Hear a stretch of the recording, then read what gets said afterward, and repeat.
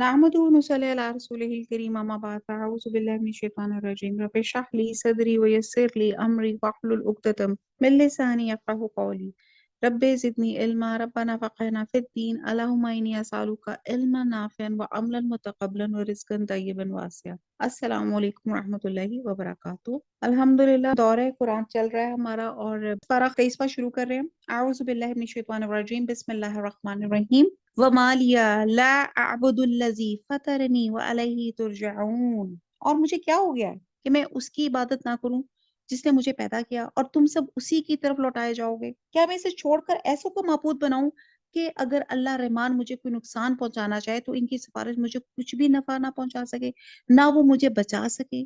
یہ پارہ نمبر 23 ہے، سورہ یاسین چل رہی ہے اور آیت نمبر 24۔ پھر تو میں یقیناً کھلی گمراہی میں ہوں، میری سنو، میں تو سچے دل سے تم سب کے رب پر ایمان لا چکا۔ اسے کہا گیا کہ جنت میں چلا جا، کہنے لگا کاش میری قوم کو بھی علم ہوتا کہ مجھے میرے رب نے بخش دیا اور مجھے باعزت لوگوں میں سے کر دیا۔ اس کے بعد ہم نے اس کی قوم پر آسمان سے کوئی لشکر نہ اتارا اور نہ اس طرح ہم اتارا کرتے ہیں۔ وہ تو صرف ایک زور کی چیخ تھی، یکایک وہ سب کے سب بھج بجا گئے۔ اب یہاں پہ ایک قصہ چل رہا تھا گاؤں والوں کا کہ گاؤں والے رسولوں کے ساتھ بحث و تکرار کر رہے تھے۔ اس نے رسولوں کی حمایت کی اور دلیل کے ساتھ ان کی صداقت کی گواہی دی کہ وہ بے غرض ہیں، تم سے مال نہیں مانگ رہے اور وہ خود بھی راہ راست پر ہیں۔ پھر اس نے بڑی خوبصورت بات کی کہ میں اس ہستی کی بندگی کیوں نہ کروں جس نے مجھے پیدا کیا۔ یہ تو سراسر میرا فطری تقاضا ہے کہ میں اپنے خالق کی بندگی کروں جس نے مجھے پیدا کیا ہے، کیونکہ مجھے اس کے سامنے پیش ہونا ہے اور ہم سب کو بھی مر کے اسی کے حضور پیش ہونا ہے۔ میں اپنے خالق کو چھوڑ کے دوسرے معبودوں کو کیوں معبود بناؤں جو نہ میرا کچھ بنا سکتے ہیں نہ بگاڑ سکتے ہیں۔ اگر میں ایسا کروں گا تو میں سری غلطی پہ ہوں گا۔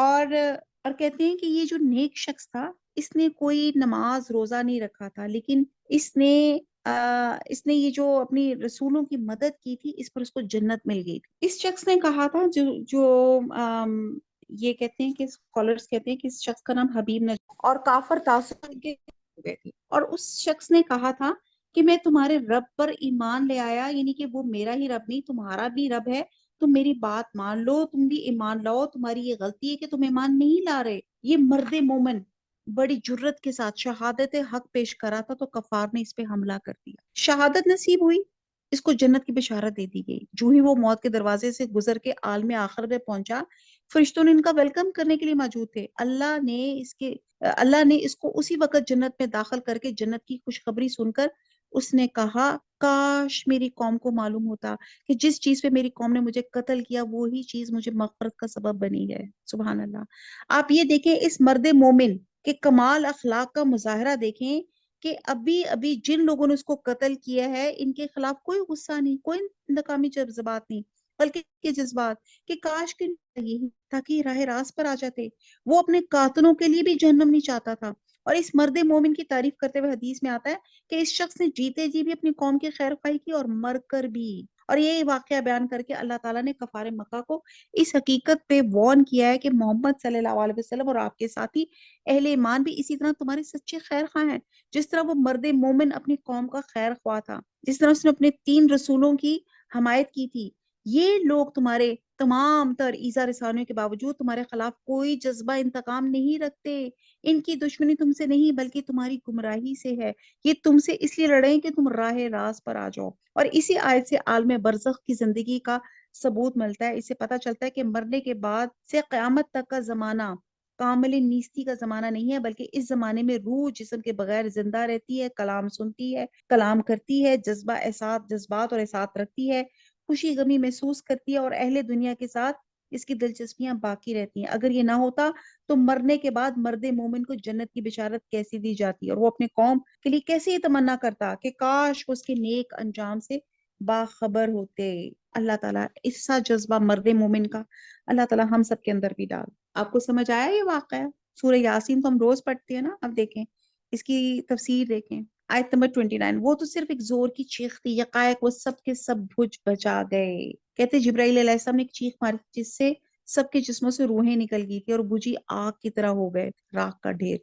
ایسے بندوں پہ افسوس کبھی بھی کوئی رسول ان کے پاس نہیں آیا جس کی ہنسی انہوں نے نہ اڑائی ہو، یا انہوں نے نہیں دیکھا کہ ان سے پہلے بہت سی قوموں کو ہم نے غارت کر دیا، وہ ان کی طرف لوٹ کر نہیں آئے، اور نہیں ہے کوئی جماعت مگر یہ کہ وہ جمع ہو کر ہمارے سامنے حاضر کی جائے گی، اور ان کے لیے ایک نشانی خشک زمین ہے جس کو ہم نے زندہ کر دیا، اس سے غلہ نکالا جس میں وہ کھاتے ہیں، اور ہم نے اس میں کھجوروں اور انگوروں کے باغات پیدا کر دیے جن میں ہم نے چشمے بھی جاری کر دیے تاکہ لوگ اس کے پھل کھائیں، اور اس کو ان کے ہاتھوں نے نہیں بنایا، پھر کیوں شکر گزاری نہیں کرتے؟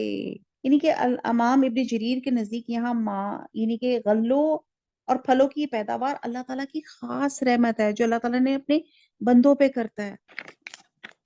اب آپ یہ دیکھیں کہ یہاں بار بار انگوروں کا اور کھجوروں کا بات کی جا رہی ہے۔ انگوروں کے جو باغات ہوتے ہیں بڑے رقبے پہ زیادہ مطلب آپ دیکھیں کیسی ان کی بیلیں چڑی ہوتی ہیں، تو اللہ تعالیٰ نے زمین میں ان کو کیسی کیسی قسمیں اگائی ہیں۔ انگوروں کی ورائٹی دیکھیں، آپ کھجوروں کی ورائٹی دیکھیں، کھجور ایک مکمل غذا ہے، اور کہتے ہیں کہ صحرا میں کھجور شکر کی ضروریات پوری کرتی ہے، اور کھجور کا تنا کہتے ہیں مختلف ہوتا ہے، اس پہ چونٹیاں نہیں چڑھ پاتی، گرمی کے موسم میں اس میں مکھی وغیرہ نہیں بیٹھ سکتی، بارش بھی کم ہو تب بھی کہ اللہ کے فضل سے کھجور جو ہوتی ہے اللہ تعالیٰ زیادہ جو ہوتی ہے وہ اپنا پھل دیتی ہے۔ تو یہاں اللہ تعالیٰ بار بار یہ چیزیں بتا رہے ہیں کہ یہ کیا ہے، یہ اللہ تعالیٰ نے پیدا کیے، ہم کیوں نہیں شکر گزاری ادا کرتے؟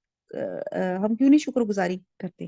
آیت نمبر 36، وہ پاک ذات ہے جس نے ہر چیز کے جوڑے پیدا کیے، خواہ وہ زمین کی اگائی ہوئی چیزیں ہوں، خواہ خود ان کے نفوس ہوں، خواہ وہ چیزیں ہوں جنہیں یہ جانتے بھی نہیں، یعنی کہ ہر چیز اللہ تعالیٰ نے جوڑا جوڑا پیدا کی ہے، کیا میل فیمیل کا، اندھیرے کا اجالے کا، مومن کا کافر کا، ہر چیز جوڑا جوڑا، کھٹا میٹھا، حتیٰ کہ آخرت کی زندگی دنیا کا جوڑا ہے، اور صرف واحد ایک اللہ کی ذات ہے، اور ان کے لیے ایک نشانی رات ہے جس سے ہم دن کو کھینچ دیتے ہیں، وہ یکایک اندھیرے میں رہ جاتے ہیں، اور سورج کے لیے جو مقررہ راہ ہے وہ اسی پہ چلتا رہتا ہے، یعنی اللہ تعالیٰ نے آربٹس بنائے ہوئے ہیں۔ کہتے ہیں سورج روزانہ غروب ہونے کے بعد عرش کے نیچے جا کے سجدہ کرتا ہے، پھر وہاں سے طلوع ہونے کی اجازت طلب کرتا ہے، اور کہتے ہیں کہ یہ مستقر یوم قیامت ہوگا، یعنی کہ سورج کا یہ چلنا قیامت کے دن تک ہے، قیامت والے دن اس کی حرکت ختم ہو جائے گی۔ پھر ہم دیکھتے ہیں کہ چاند کی بھی 28 منزلیں ہیں، روزانہ ایک منزل طے کرتا ہے، پھر 2 راتیں غائب رہ کے تیسری رات کو نکل آتا ہے۔ یہ کون ہے؟ یہ کون بتا رہا ہے کہ تم نے اس طرح چلنا ہے؟ اور جب آخری منزل پہ پہنچتا ہے تو بالکل باریک اور چھوٹا ہو جاتا ہے، جیسے کھجور کی پرانی ٹہنی جو سوکھ کے ٹیڑھی ہو جاتی ہے، کریسنٹ جس کو آپ کہتے ہیں۔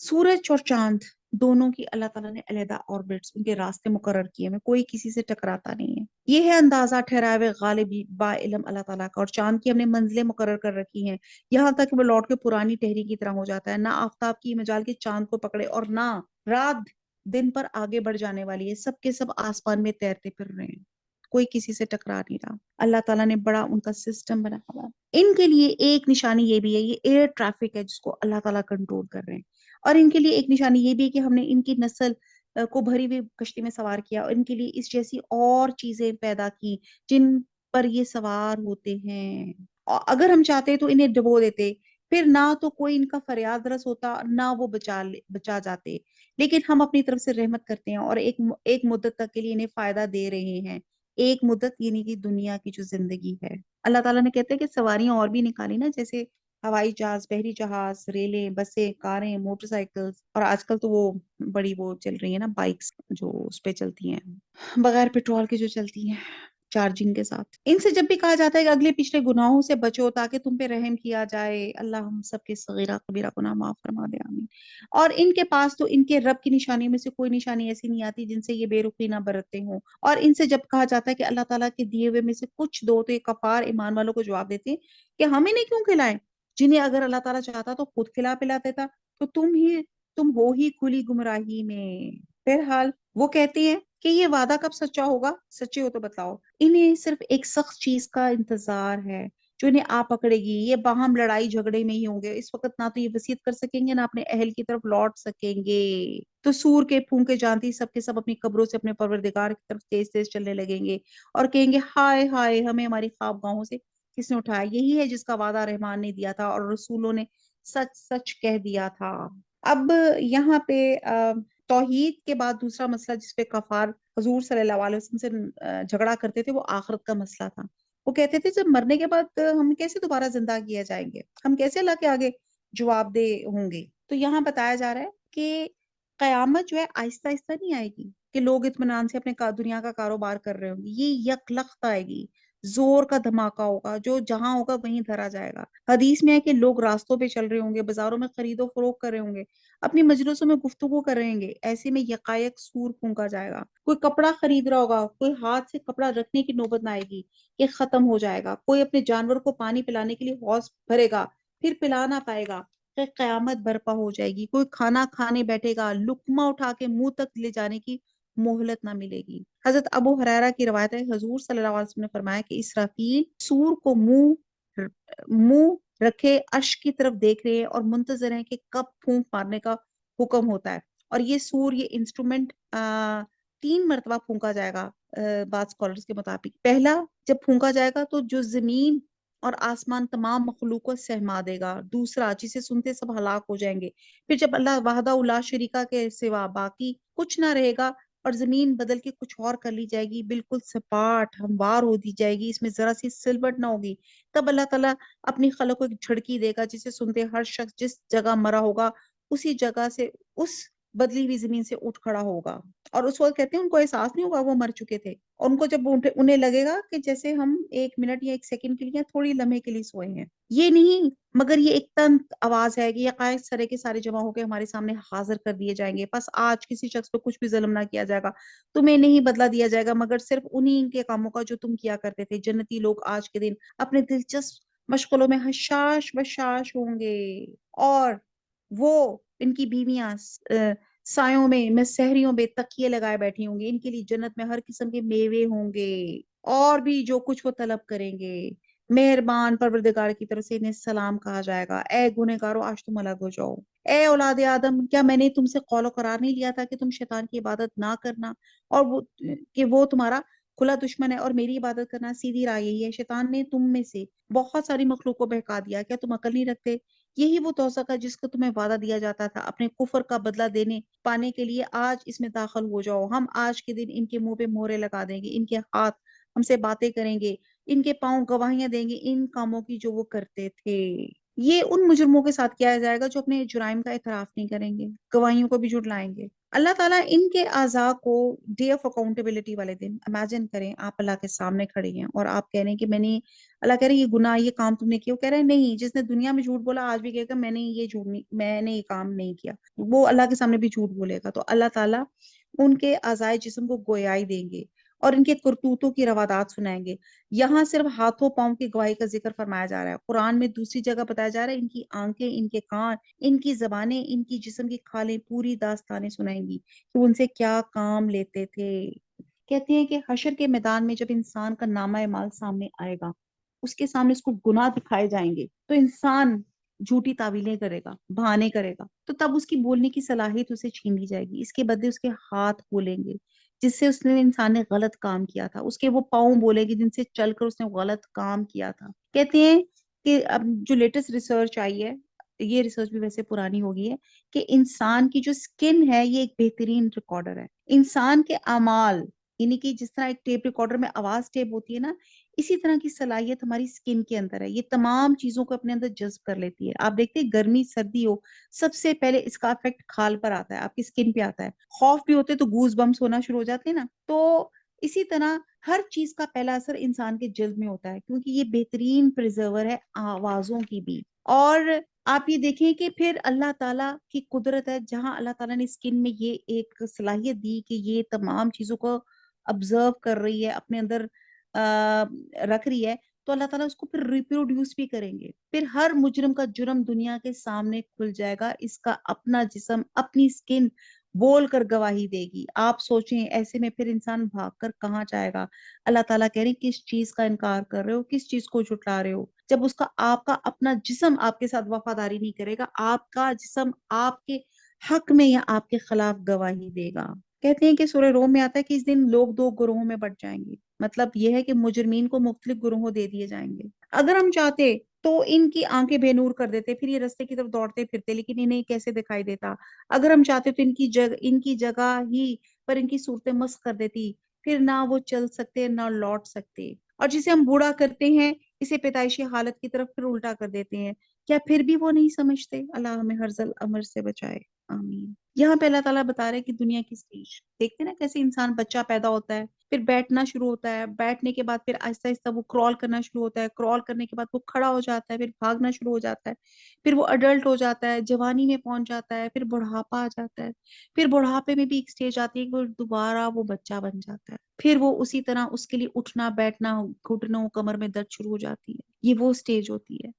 پھر وہ اسی طرح اللہ تعالیٰ آپ کی اسٹیج کو بیک ریورس کر رہے ہیں، پھر اس کے لیے اٹھنا بیٹھنا مشکل ہو جاتا ہے، پھر وہ لیٹا رہتا ہے، مشکل سے بیٹھ پاتا ہے، چلا اسے جاتا نہیں، گھٹنوں میں درد شروع ہو جاتا ہے۔ آپ دیکھیں نا کہ کتنے ہمارے اولڈ ایج کے مسئلے مسائل ہیں، یہ سب اللہ تعالیٰ یہیں پہ دعا مانگتے ہیں، اللہ تعالیٰ ہمیں ارذل عمر سے بچا، اللہ ہمیں ارذل عمر سے بچا، اللہ ہمیں ارذل عمر سے بچا، آمین ثم آمین۔ جتنے لوگ بیمار ہیں اللہ تعالیٰ ان کو شفا عنایت فرمائے، صحت دے، تندرستی دے، کلی شفا عطا فرما۔ اللہ تعالیٰ آپ کو کبھی مومن پسند ہے، اور اللہ تعالیٰ ہم صحت اس لیے مانگتے ہیں کہ اللہ تعالیٰ آپ کی بہترین عبادت کر سکے، خشوع و خضوع کے ساتھ عبادت کر سکے، کھڑے ہو کے آپ کے لیے نماز پڑھ سکے، رکوع اور سجود کر سکے۔ اللہ تعالیٰ ہم جتنے لوگ بیمار ہیں اللہ تعالیٰ سب کو شفا عنایت فرما دے۔ اللہ تعالیٰ آپ تو کہتے ہیں کہ ساری دنیا جنوں ان سے ایک میدان میں کھڑے ہو کے مانگے، میں سب کو دوں گا، سب کو عطا کروں گا، اور میرے خزانے میں اتنی کمی نہیں آئے گی جتنی ایک سوئی کو سمندر سے نکال کے سمندر میں آتی ہے۔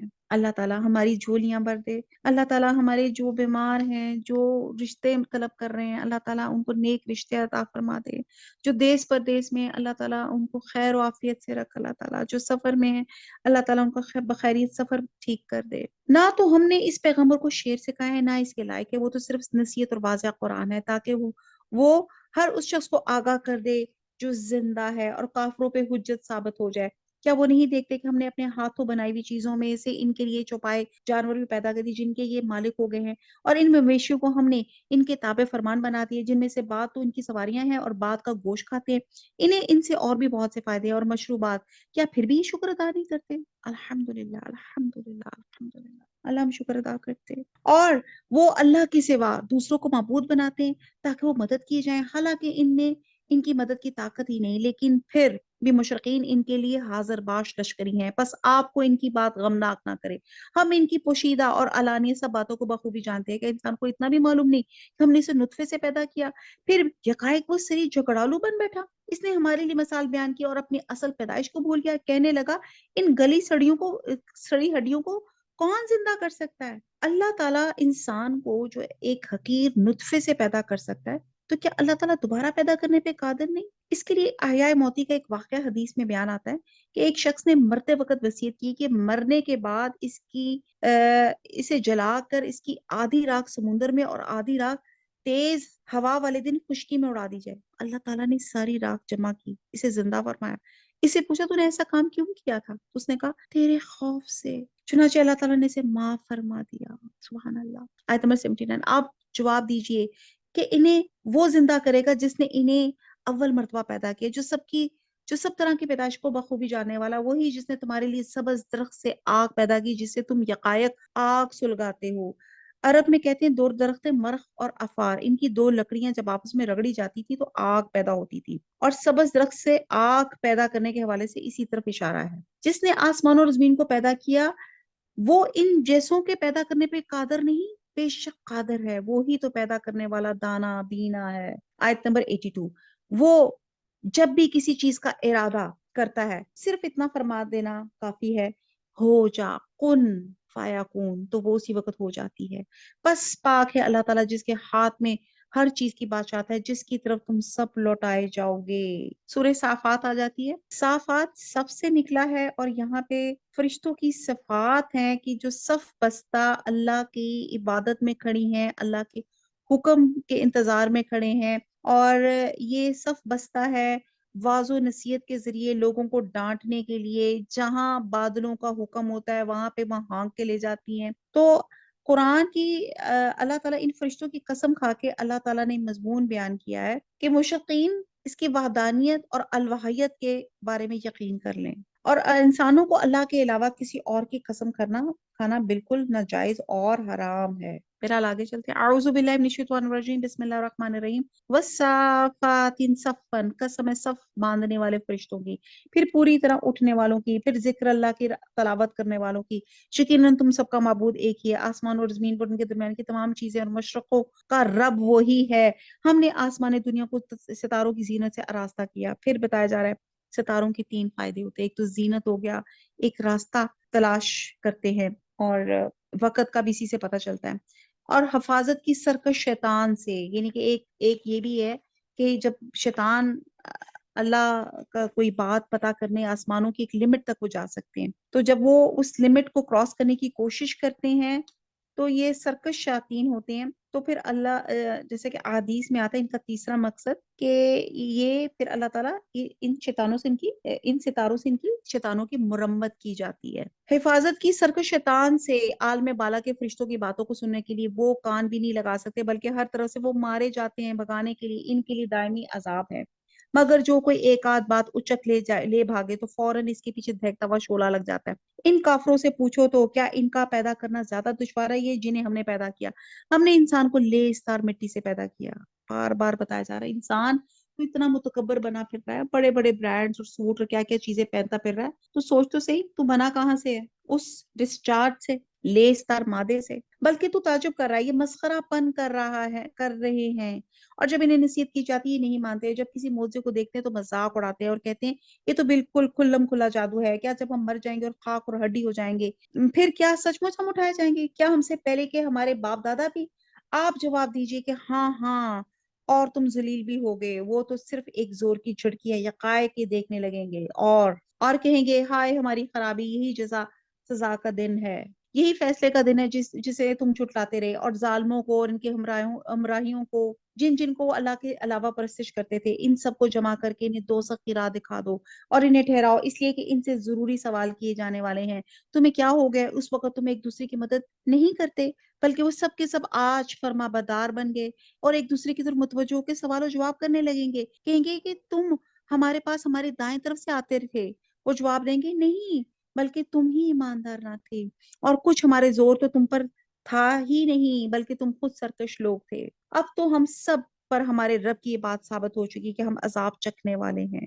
اللہ تعالیٰ پہلے ہی بتا رہے ہیں. سورہ ابراہیم میں ہے میرا تم پہ کوئی اختیار نہیں تھا، ہاں میں نے تمہیں بلایا، تم نے میری بات مان لی، بس اب تم مجھے ملامت نہ کرو، اپنے آپ کو ملامت کرو. یہ شیطان یا وہ لیڈرز جن کو پیچھے چل کے آپ لوگوں نے اپنی آخرت گوا دی، یہاں ان کا آگے بیان چلے اللہ فرما رہے ہیں. آیت نمبر 32. ہم نے تمہیں گمراہ کیا، ہم تو خود بھی گمراہی تھے.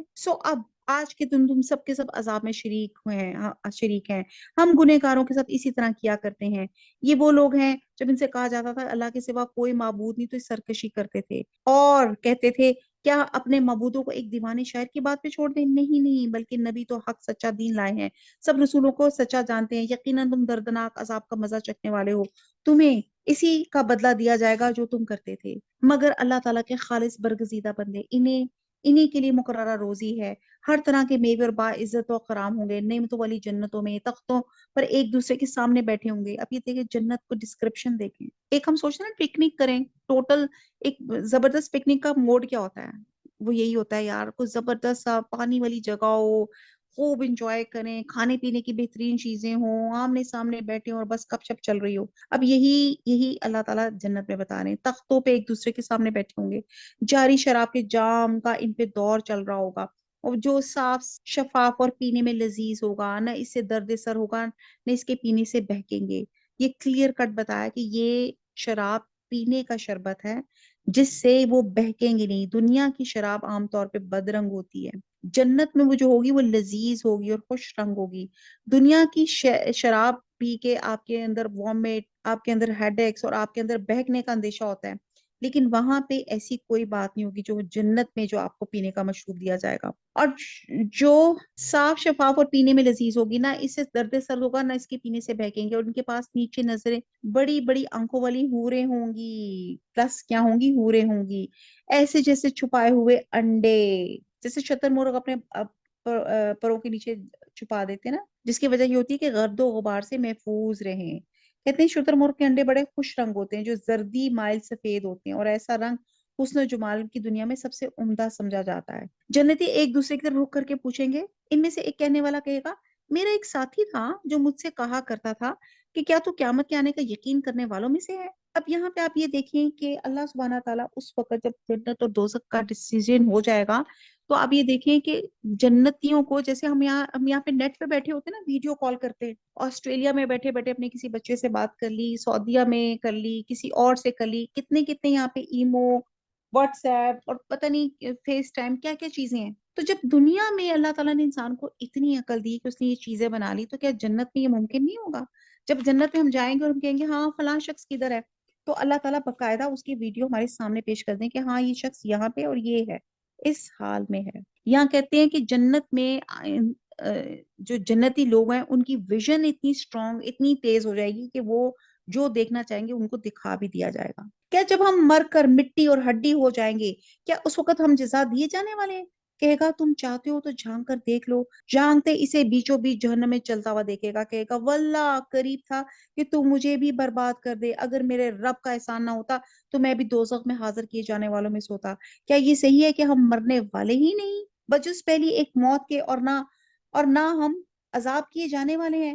پھر تو ظاہر بات یہ ہے کہ یہ بڑی کامیابی ہے۔ ایسی کامیابی کے لیے عمل کرنے والوں کو عمل کرنا چاہیے۔ یعنی کہ جھانکنے پہ انہیں جہنم کے وسط میں وہ شخص نظر آئے گا، اور اسے یہ جنتی کہے گا مجھے تو گمراہ کر کے ہلاکت میں ڈالنے لگا تھا، یہ اللہ کا احسان ہے کہ میں نے تمہاری گمراہی نہیں خریدی۔ حدیث میں آتا ہے کہ موت کو ایک مینڈے کی شکل میں جنت اور دوزخ کے درمیان میں لا کے ذبح کیا جائے گا کہ اب موت کسی کو نہیں آئے گی۔ اب جو آپ کا ہے اٹرنل ابدی، آپ نے جو جنت میں رہے گا وہ جنت میں رہے گا، جو دوزخ میں ہے وہ دوزخ میں رہے گا۔ آیت نمبر 62، کیا یہ مہمانی اچھی ہے یا مینڈ زقوم کا درخت؟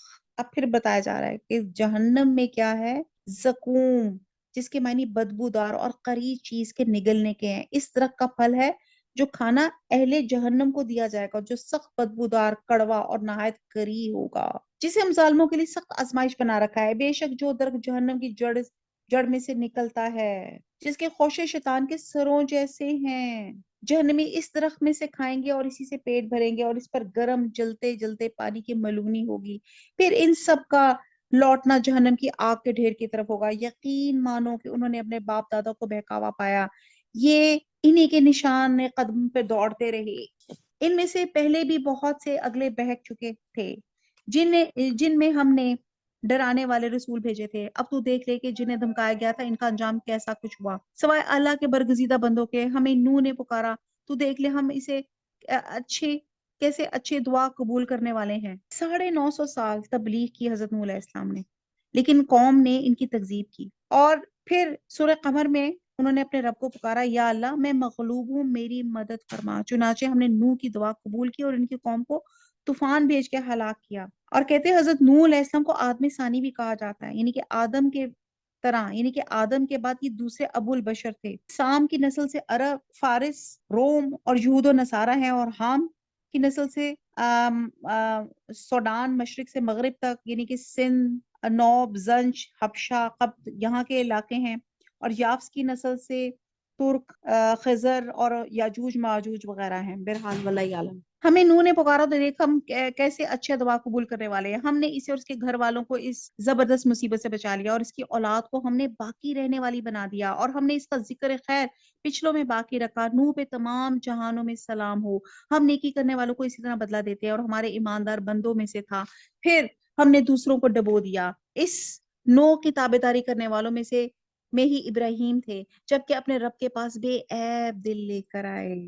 اس جاء ربہ بقلب سلیم، اللہ تعالیٰ سے دعا مانتے ہیں، اللہم انی اسالک قلب سلیم، قلب سلیم، قلب سلیم عطا فرماتا ہے، ایسا دل جس میں دنیا کی محبت نہ ہو، جس میں صرف اور صرف اللہ کی محبت ہو۔ اپنے دلوں میں جھانکیں، دیکھیں کیا کیا ہماری محبت ہے۔ ہائے مجھے فلانی کپڑوں کی محبت ہے، فلانا ورلڈ ٹور مل جائے، فلانی یہ چیز مل جائے، فلانے میرے بچے کو ادھر چیز کو ایڈمیشن مل جائے، فلانی پوسٹ مل جائے، یہ پیسہ مل جائے، فلانی، انہیں کہ دلوں کی محبتیں ٹٹولے۔ اللہ کہتا ہے ایسا دل جس میں صرف اور صرف اللہ کی محبت ہے۔ آپ کو پتہ ہے دل ہمارا از the size of your fist، آپ کی مٹھی بند کرے نا، اتنے سائز کا آپ کا دل ہے. میں آپ کو ایک چھوٹی سی آپ کو کریں ایگزام، ایک پینسل یا بال پینٹ لیں اور اپنے اس دل کے اوپر ڈاٹ لگانا شروع کریں. ابھی اگر آپ کہیں گے کچھ بہت ہوں گے، کہیں گے 2 منٹ میں جی میں نے پورا اس فسٹ کے سائز کو میں نے ڈاٹ سے بھر دیا. ایک جو ہوگا وہ اور زیادہ چلاک ہوشیار ہوگا، وہ کیا کرے گا، وہ شیڈنگ کرنا شروع کر دے گا کہ بجائے ڈاٹ لگانے کی بجائے میں شیڈ کر دوں. تو یہاں پہ بتایا جاتا ہے کہ جب ایک انسان گناہ کرتا ہے تو اس کے دل پر ایک ڈاٹ پڑ جاتا ہے، اور وہ ڈاٹ اگر وہ توبہ استغفار کرے تو اللہ تعالیٰ از اے ڈیلیٹنگ اتھارٹی، وہ اس کو ڈیلیٹ کر دیتے ہیں. اور اگر وہ توبہ نہیں کرتا تو وہ نقطہ پھیل جاتا ہے جیسے انک پھیل جاتی ہے. تو آپ سوچیں کہ میں اب تک جتنی میری زندگی ہے میں نے کتنے گناہ کیے، میرے دل پر کتنے ڈاٹ لگ گئے. اور حضور صلی اللہ علیہ وسلم نے ایک حدیث کے مفہوم سے بتایا کہ ان کی دلوں کو زنگ لگ جاتے ہیں، اور ان زنگوں کو کیسے دور کیا جائے، کثرت تلاوت سے اور کثرت سے اپنی موت کو یاد کر کے. انشاءاللہ تعالیٰ اللہ تعالیٰ میں ضرور قلب سلیم عطا فرمائیں گے. انہوں نے اپنے باپ اور اپنی قوم سے کہا کہ تم کیا پوچھ رہے ہو، تم اللہ کے سوا گھڑے ہوئے معبود چاہتے ہو، تو یہ بتاؤ کہ تم نے رب العالمین کو کیا سمجھ رکھا ہے. اب ابراہیم نے ایک نگاہ ستاروں کی طرف اٹھائی اور کہا میں تو بیمار ہوں. اس پر وہ سب اس سے منہ موڑے ہوئے واپس چلے گئے. آپ چپ چپاتے ان کے معبودوں کے پاس گئے اور فرمانے لگے تم کھاتے کیوں نہیں ہو، تمہیں کیا ہو گیا ہے، بات تک نہیں کرتے. اب یہ بات کیا ہوئی تھی کہ حضرت ابراہیم علیہ السلام کو اللہ تعالیٰ جیسے جو بچہ نبوت کے لیے ہوتا ہے اللہ تعالیٰ اس کو بچپن سے چن لیتے ہیں. تو یہ آگاہی تھی، یہ معرفت تھی اللہ تعالیٰ کی. آسمان پہ غور و فکر کیا تو پھر انہوں نے جب دیکھا کہ ان کی قوم اپنے ہاتھوں سے بت بناتی ہے اور بتوں کو پوجا کرتی ہے. اور یہ واقعہ اس وقت کا ہے جب ان کی قوم کا وہ دن آیا جیسے وہ باہر جا کے بطور عید یا قومی تہوار منایا کرتی تھی. جیسے ایک زمانے میں ہماری نہیں ہوتی تھی ایگزیبیشن ہوا کرتی تھی فورٹریس سائٹ پہ، اب تو خیر فورٹریس درمیان میں ہی آ گیا، لیکن ایک زمانے میں بڑی کس کی نمائش مشہور ہوا کرتی ہے. تو یہ سب وہاں پہ جایا کرتے تھے. تو قوم نے حضرت ابراہیم علیہ السلام کو اپنے ساتھ چلنے کی دعوت دی، لیکن ابراہیم علیہ السلام تنہائی اور موقع کی تلاش میں تھے. اور انہوں نے کہا کہ میں تو بیمار ہوں. ایک انہوں نے توریہ بنایا کہ میں بیمار ہوں. اور انسان دیکھے کچھ نہ کچھ تو بیمار ہوتا ہی ہے. تو آپ کیا چاہ رہے تھے کہ آپ توریہ کا اظہار فرمایا، اگرچہ یہ جھوٹ نہیں ہوتا مگر مخاطب اس کے مفہوم سے مغالطے کا شکار ہو جاتا ہے. اور وہ کرنا یہ چاہ رہے تھے کہ آپ جیسی ان کی قوم گئی، آپ نے وہ اپنے تمام معبودوں کے پاس گئے اور ان سے پوچھا، باتیں کی، بھئی تم بولتے کیوں نہیں ہو، تم کھاتے کیوں نہیں ہو، تمہیں کیا ہو گیا ہے، بات تک نہیں کرتے ہو.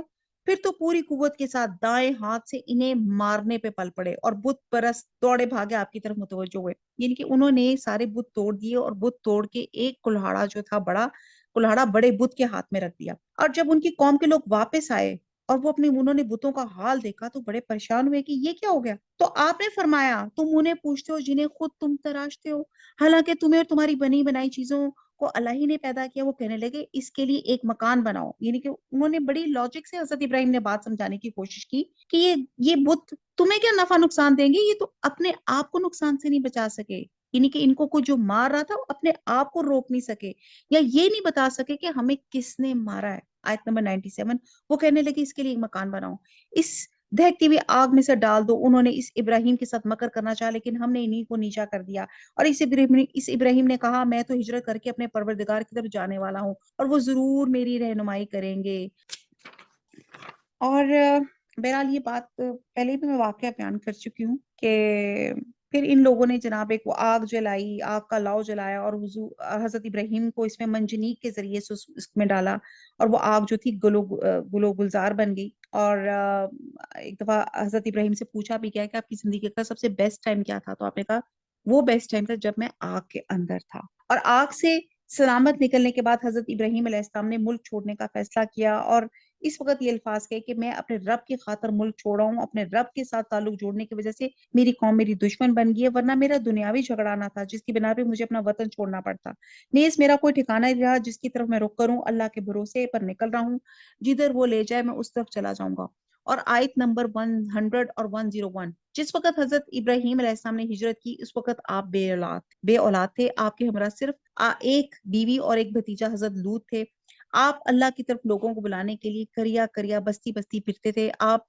آپ نے اللہ سے صالح اولاد کے لیے دعا کی تاکہ آپ کی غریب الوطن میں آپ کا کوئی غم خار ہو. اللہ نے دعا سن لی. یہ نہ سمجھے گا کہ دعا اس وقت قبول ہوئی جوانی میں دعا کی تھی، بڑھاپے میں قبول ہوئی. اور جس وقت حضرت اسماعیل علیہ السلام پیدا ہوئے، حضرت ابراہیم علیہ السلام کی عمر 80 سال تھی، اور جب حضرت اسحاق پیدا ہوئے آپ کی عمر 100 برس تھی. اب آپ دیکھیں، ہم تو کہتے ہیں انسٹنٹ دعا، ادھر میں نے دعا مانگی اور فوراً دعا قبول ہونی چاہیے، اور نہیں دعا قبول ہوئی تو پھر تو کہیں گے ہم اللہ پہ یقین نہیں رکھتے. کیا فائدہ دعا مانگنے کا؟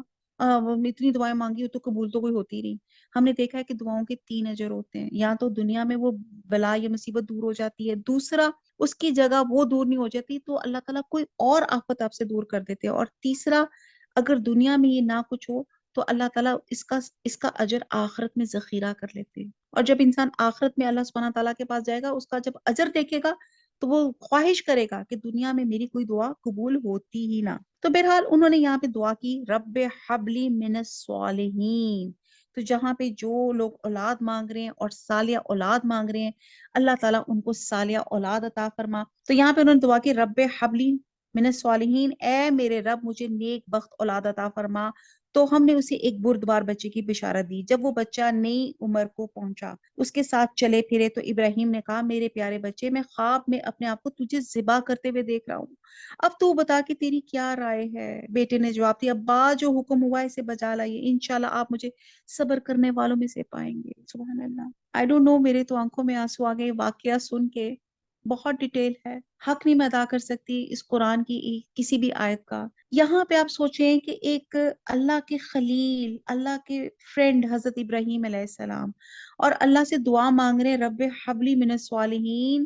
جوانی میں دعا مانگی، بڑھاپے میں پوری ہوئی، 80 سال میں اسماعیل اور 100 سال کی عمر میں اللہ تعالیٰ نے اسحاق عطا فرمائے. اور جب اس حضرت اسماعیل علیہ السلام عطا فرمائے جو ان کی پہلی اولاد تھی، اور اللہ تعالیٰ نے ان کو کہا کہ جاؤ ان کو ایک جگہ جا کے چھوڑو. اللہ کا حکم تھا، اپنی بیوی ہاجرہ کو لیا، حضرت اسماعیل کو لیا اور ایک جگہ پہ جا کے چھوڑا ہے. اور وہ جگہ کون تھی؟ اس کی نیویگیشن فرشتوں نے کی کہ یہاں پہ جائیں. اور جب وہاں پہ وہ چھوڑ آئے، واپس آ گئے، تو ان کی بیوی نے ان سے کہا، کتنی خوبصورت تربیت تھی اس عورت کی، حضرت ہاجرہ کی، اور کتنی اچھی ان کی فطرت تھی، کہ انہوں نے کہا آپ کیا اللہ نے کہا ہے؟ آپ نے کہا ہاں. تو نے کہا اللہ پھر ہمیں ضائع نہیں کرے گا. اتنی صبر. اور پھر آپ چھوڑ کر چلے گئے، بہت ڈیٹیل ہے. اور پھر اللہ تعالیٰ نے حکم دیا، پھر آپ کو حکم دیا، خواب دکھایا کہ آپ اپنے بچے کو ذبح کر رہے ہیں. اب آپ دیکھیں کہ آپ کا بچہ اس وقت شاید 10-12 سال کا ہو گیا. پھر آپ اتنے سالوں کے بعد واپس آئے، کیا کرنے؟ بچے کو ذبح کرنے. بچہ آیا، باپ کو دیکھا، دوڑ کے باپ کے گلے لگ گیا. آج ہمارے والد کہیں ملک سے باہر یا شہر سے باہر کچھ دنوں کے لیے جائیں تو مائیں کس قدر کیا کہتے ہیں گلے شکوے کرتی ہیں، ہائے مینو کلا چھڈ گیا، پیسے بھی نہیں دے کے گیا، زندگی میری تو زندگی خراب سی، میں نے اسی کے ساتھ میرا اللہ نے رکھنا تھا، تمہارا تو باپ فلانا ہے، ٹھکانا ہے، یہ ہے، نکما ہے. تو یہاں پہ دیکھیں حضرت ہاجرہ کو دیکھیں کہ انہوں نے اپنے باپ کی تعظیم سکھائی، عزت سکھائی. حالانکہ وہ جس طرح، اور یہ دیکھیں کہ مکہ کی میں بات کروں کہ مکہ جہاں پہ جو برابری کی بات آپ کرتے ہیں مرد اور عورت کی، یہاں پہ دیکھیں اللہ سبحانہ تعالیٰ نے اتنا دنیا کا عظیم شہر آباد کس نے کیا؟ ایک عورت نے آباد کیا، حضرت ہاجرہ نے آباد کیا.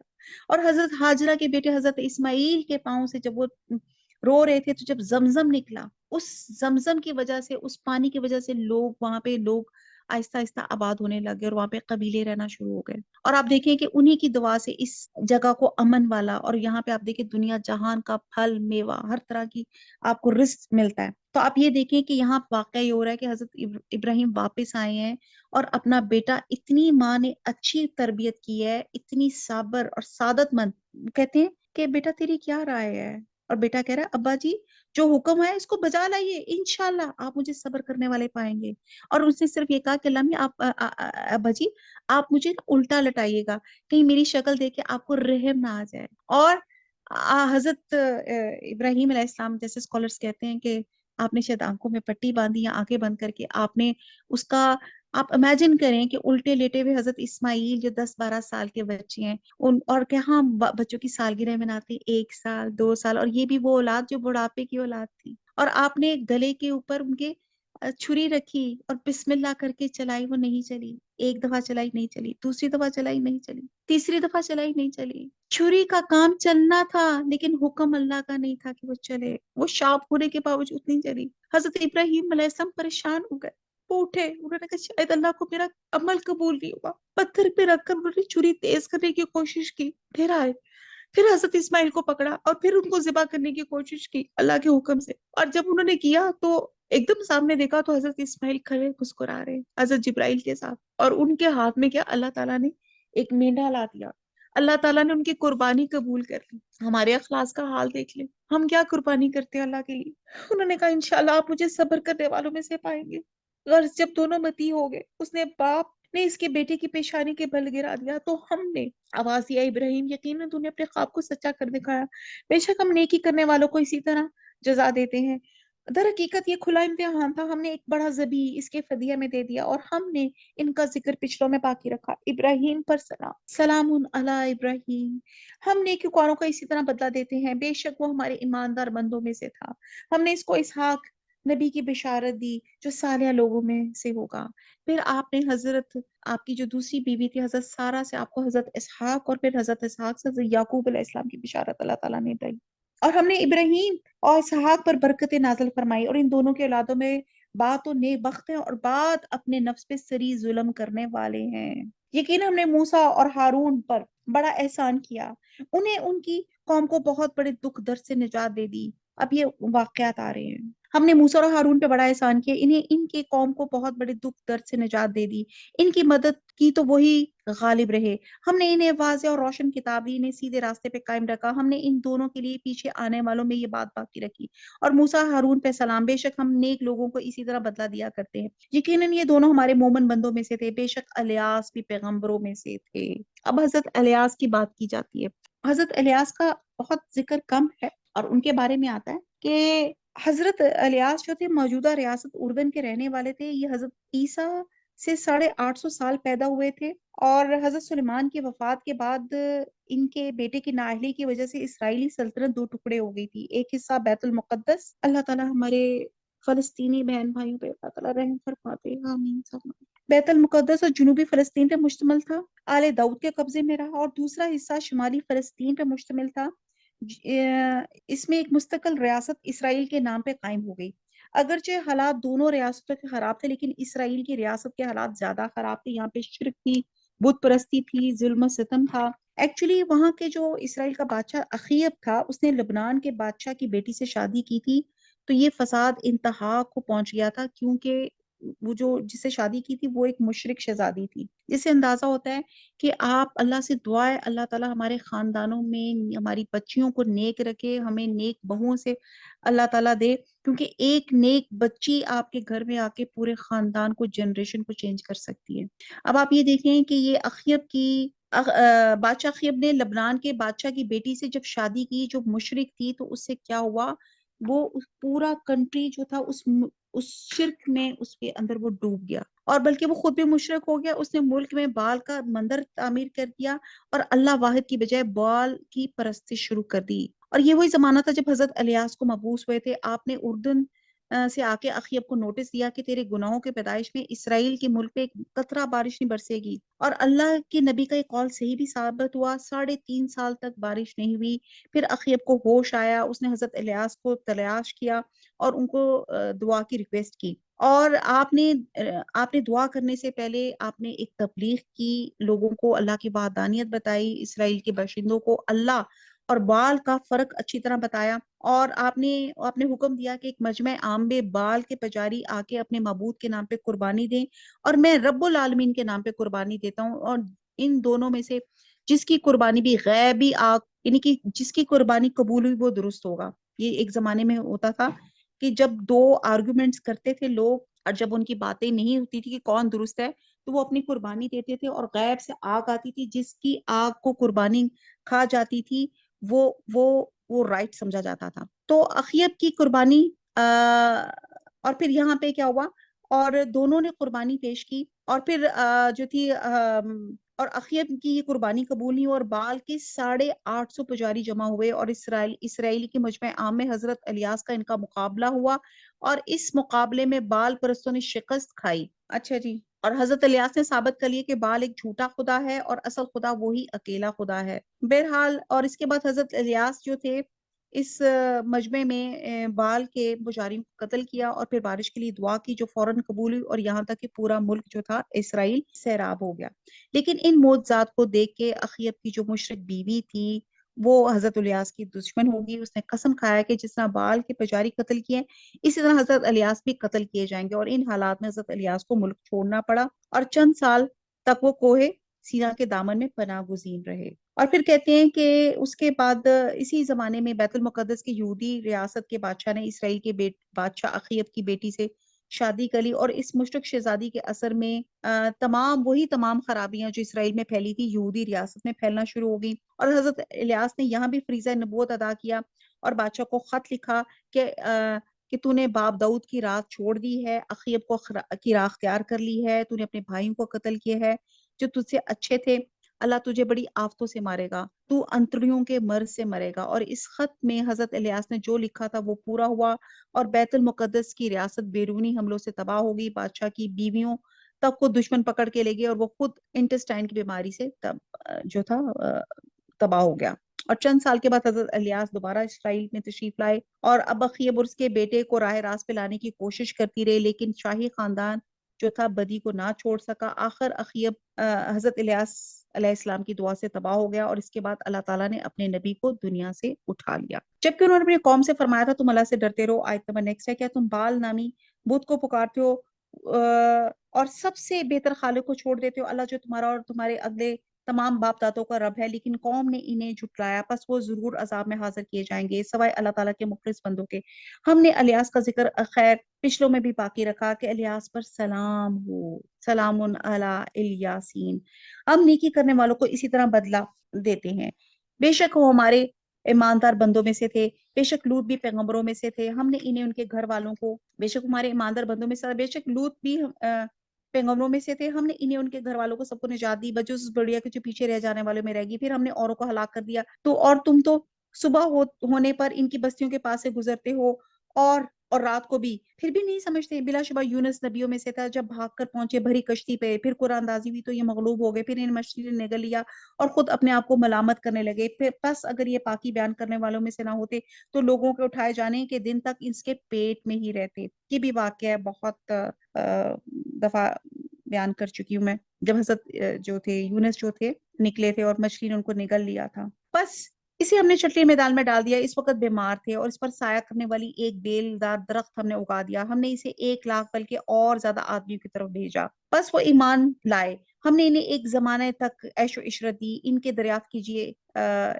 سے دریافت کیجئے کہ کیا آپ کے رب کی تو بیٹیاں اور ان کے بیٹے ہیں، یا یہ اس وقت موجود تھے جبکہ ہم نے فرشتوں کو مونس پیدا کیا۔ آگاہ رہو، یہ لوگ صرف اپنی افطرا پرداریوں سے کہہ رہے ہیں کہ اللہ تعالیٰ کی اولاد ہے، یقیناً یہ محض جھوٹے ہیں کہ اللہ تعالیٰ نے اپنے لیے بیٹوں کو بیٹیوں پہ ترجیح دی ہے۔ تمہیں کیا ہو گیا ہے، کیسے حکم لگاتے پھرتے ہو؟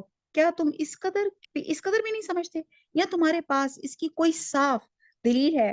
تو جاؤ، اب اگر سچے ہو تو اپنی کتاب لے آؤ۔ اور ان لوگوں نے تو اللہ کے اور جنات کے درمیان میں قرابت داری ٹھہرائی، حالانکہ خود جنات کو معلوم ہے اس عقیدے کہ لوگ عذاب کے سامنے پیش کیے جائیں گے۔ اب یہ اشارہ مشرقین کے اس عقیدے کی طرف تھا کہ اللہ نے جنات کے ساتھ نعوذ باللہ رشتہ ازدواج قائم کر لیا، جسے لڑکیاں پیدا ہوتی ہیں، اور یہی بنات فرشتے ہیں، تو نعوذ باللہ یہ اللہ تعالیٰ اور جنوں کے درمیان میں قرابت داری کا سسرالی رشتہ قائم کر دی، نعوذ باللہ اتنی غلط بات کرتے، حالانکہ کچھ جنات کو معلوم کہ اس عقیدے کے لوگ عذاب کے سامنے پیش کیے جائیں گے۔ جو کچھ یہ بیان کریں اس سے اللہ تعالیٰ بالکل پاک ہے۔ ہاں، اللہ کے مخلص بندے یقین مانو کہ تم صبر تمہارے معبودانہ باطل کسی ایک کو بھی بہکا نہیں سکتے بجز اس کے جو جہنمی ہے۔ فرشتوں کا قول ہے ہم میں سے تو ہر ایک کی جگہ مقرر ہے، ہم تو بندگی الہی میں صف بستہ کھڑے ہیں اور اس کی تسبیح بیان کر رہے ہیں۔ کفار تو کہا کرتے تھے کہ اگر ہمارے سامنے اگلے لوگوں کا ذکر ہوتا تو ہم بھی اللہ کے چیدہ بندے بن جاتے، لیکن پھر اس قرآن کے ساتھ کفر کر گئے، پس اب انقریب جان لیں گے۔ البتہ ہمارا وعدہ پہلے ہی اپنے رسولوں کے لیے صادر ہو چکا کہ یقیناً وہی مدد کیے جائیں گے اور ہمارا ہی لشکر غالب اور برتر رہے گا۔ اب آپ کچھ دنوں تک ان سے منہ پھیر لیجئے، انہیں دیکھتے رہیے، یہ بھی آگے چل کر دیکھ لیں گے کیا یہ ہمارا عذاب کی جلدی میں چاہ رہے ہیں؟ سنو، ہمارا عذاب ان کے درمیان میں اتر آئے گا اس وقت جن کو متنبہ وارن کر دیا گیا تھا، بڑی بری صبح ہوگی۔ آپ کچھ وقت تک ان کو چھوڑ دیجئے اور دیکھتے رہیے، یہ بھی ابھی ابھی دیکھ لیں گے۔ پاک ہے آپ کا رب۔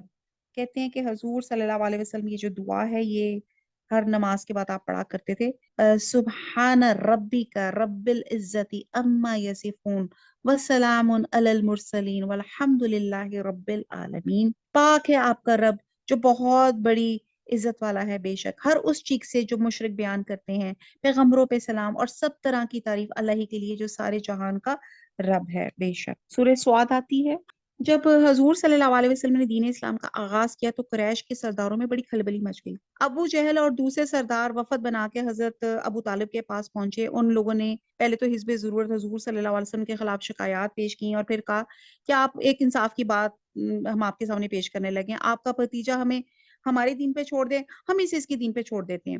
وہ جس معبود کی عبادت کرنا چاہتا ہے ہمیں سے کوئی غرض نہیں، لیکن وہ ہمارے بتوں کو، ہمارے معبودوں کو برا نہ کہ، اور اس شرط پہ ہماری اس کے ساتھ صلح کرا دیں۔ حضرت ابو طالب نے حضور صلی اللہ علیہ وسلم کو بلایا اور آپ سے کہا، بھتیجے یہ تمہاری قوم کے لوگ میرے پاس آئے ہیں، ان کی خواہش ہے کہ تم ایک منصفانہ بات ان سے صلح کر لو اور تمہارا ان کا جھگڑا ختم ہو جائے۔ پھر انہوں نے وہ بات حضور کو بتائی جو سرداران قریش نے ان کو بتائی تھی۔ حضور صلی اللہ علیہ وسلم نے جواب میں فرمایا، چچا جان میں ان کے سامنے ایک کلمہ پیش کرتا ہوں، اگر یہ مان لیں گے تو عرب و عجم کے مالک بن جائیں گے۔ یہ سن کے پہلے تو لوگ سرپٹا گئے، ان کی سمجھ میں نہیں آیا کہ ایسی کیا مفید بات ہے، ہم ایک مفید کلمے کو کیسے رد کر دیں۔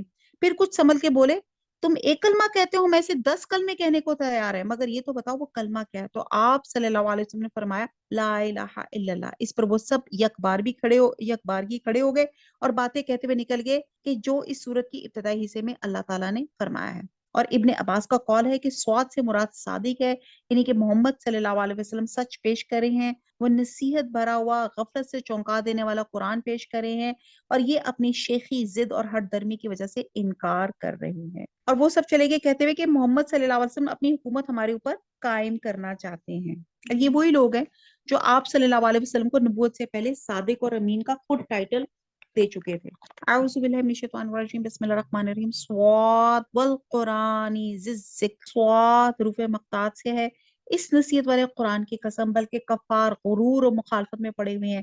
ہم نے ان سے پہلے بھی بہت سی امتوں کو تباہ کر ڈالا، انہوں نے ہر چند چیخوں پکار کے، لیکن وہ وقت چھٹکارے کا نہ تھا، اور کافروں کو اس بات پہ تعجب ہوا کہ انہی میں سے ایک ہی نے ڈرانے والا آ گیا، کہنے لگے یہ تو جادوگر اور جھوٹا ہے، کہ اس نے اتنے سارے معبودوں کو ایک ہی معبود کر دیا، واقعی یہ تو بہت ہی عجیب بات ہے۔ ایکچولی ان کا اعتراض کیا ہوتا تھا کہ اتنی بڑی کائنات، اتنی چیزیں، اور ان کو بنانے والا صرف ایک معبود۔ وہ کہتے تھے کہ ڈھیر سارے لوگ ہوں گے ان کو بنانے والے۔ اللہ تعالیٰ جو بھی مہمان ہیں، اللہ تعالیٰ سب کو اللہ تعالیٰ کلی شفا عنایت فرمائے، آمین ثم آمین۔ انہوں نے ہر چند چیخوں پکار کے، لیکن وہ وقت چھٹکارے گا نہ تھا۔ آیت نمبر 4، کافروں کو اس بات پہ تعجب ہوا کہ ان میں سے ایک انہیں ڈرانے والا آیا اور کہنے لگے یہ تو جادوگر اور جھوٹا ہے، کہ اس نے اتنے سارے معبودوں کا ایک ہی معبود کر دیا، واقعی تو بڑی عجیب بات ہے۔ ان کے سردار یہ کہتے ہوئے چل دے کہ چلو جی اور اپنے معبودوں پہ جمے رہو، یقیناً اس بات میں تو کوئی غرض میں اس بات میں تو کوئی غرض ہے، ہم تو یہ بات پچھلے دین میں نہیں سنی، کچھ نہیں، یہ تو صرف گھڑنت ہے، کیا ہم سب میں اس پر کلام الہی نازل کیا گیا؟ دراصل یہ لوگ میری وحی کی طرف سے شک میں ہیں، بلکہ صحیح یہ ہے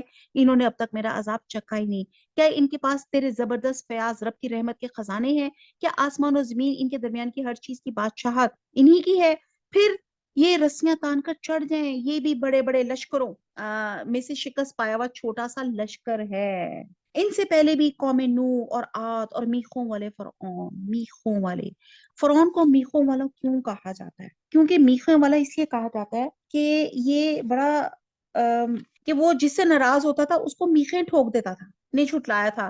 سمودیوں نے اور قوم لوط نے اور ایکا کے رہنے والوں نے یہی بڑے لشکر تھے۔ یہ تمام واقعات الحمدللہ ہم بہت ڈیٹیل سے سارے ڈسکس کر چکے ہیں، اور ان میں سے ایک بھی ایسا نہ تھا جس نے رسولوں کی تکذیب نہ کی ہو۔ بس میری سزا ان پہ ثابت ہوگی، انہیں صرف ایک چیخ کا انتظار ہے جس میں کوئی توقف اور ڈھیل نہیں ہے۔ کلیئر بار بار اللہ تعالیٰ بتا رہی ہیں کہ اس میں کہتے ہیں دودھ دھونے کے درمیان میں جو وقفہ ہوتا ہے نا اس کو فواق کہتے ہیں، یعنی کہ سور پھونکنے کے بعد اتنا وقفہ بھی نہیں ملے گا، سور پھونکنے کی دیر ہوگی کہ قیامت کا زلزلہ برپا ہو جائے گا۔ کتنی پیاری مثال سے اللہ تعالیٰ कैसे कैसे मेटाफॉर्स, कैसे कैसे स्माइल्स अल्लाह ताला इस्तेमाल करते हैं।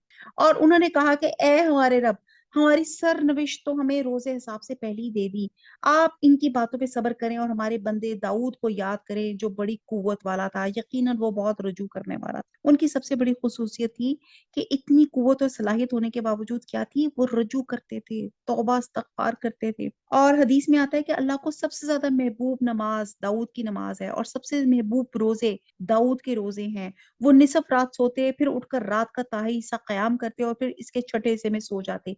एक दिन रोजा रखते और एक दिन नागा करते और जंग में फरार ना पाते। आज हमारे रोजे देख लें, हमारे रोजे क्या हैं? हमारे रोजे तो ये है कि सहरी के बाद जाके हम सोते हैं और बादल ना ख्वास्ता उसके बाद पता नहीं दोपहर की नमाज भी जाए, असर की नमाज भी जाए, रोजे से कुछ देर पहले उठते हैं, या उठ जाएं तो कोई फिल्म में या कोई सीजन मोबाइल पे लगा के अपना टाइम पास करते हैं। नाउज़ुबिल्लाह। हमने पहाड़ों को इसके ताबे कर रखा था, उसके साथ शाम को और सुबह को तस्बीह ख्वानी करते थे, और परिंदे भी जमा होकर सब के सब उसकी जेरे फरमान थे। हमने इसको सल्तनत को मजबूत कर दिया, इसकी इसे हिकमत दी और बात का फैसला करना। क्या तुझे झगड़ा करने वालों को भी खबर मिली जबकि वो दीवार फांद कर मेहराब में आ गए?